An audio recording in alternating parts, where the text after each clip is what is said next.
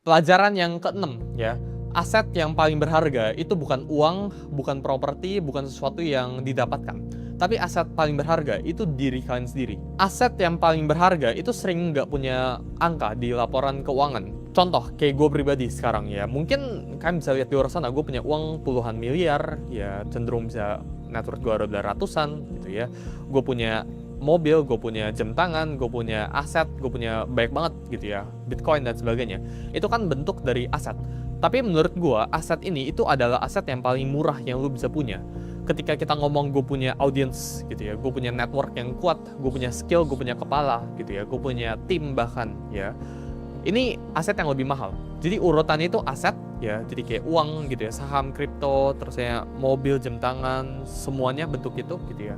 Itu aset yang paling rendah gitu ya. Yang kedua itu kepercayaan, loyalty, audience gitu ya. Itu juga bisa jadi aset gitu ya.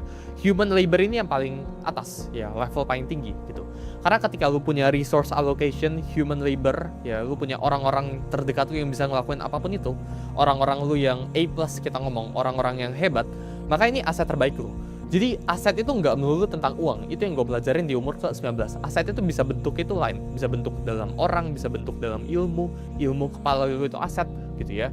Karena gini, kalau uang lu itu aset lu, kalau gue sekarang riset semua uang lu, apakah lu bisa dapetin balik uangnya gitu ya? Kalau tanya gue, jawabannya gue bisa gitu ya. Karena gue punya apa yang gue butuhkan dalam kepala gue punya ilmunya, gue punya networknya, gue punya skillnya. Jadi gue pribadi ya nggak pernah ngelihat diri gue itu seberapa kaya dari seberapa banyak uang yang gue punya ya.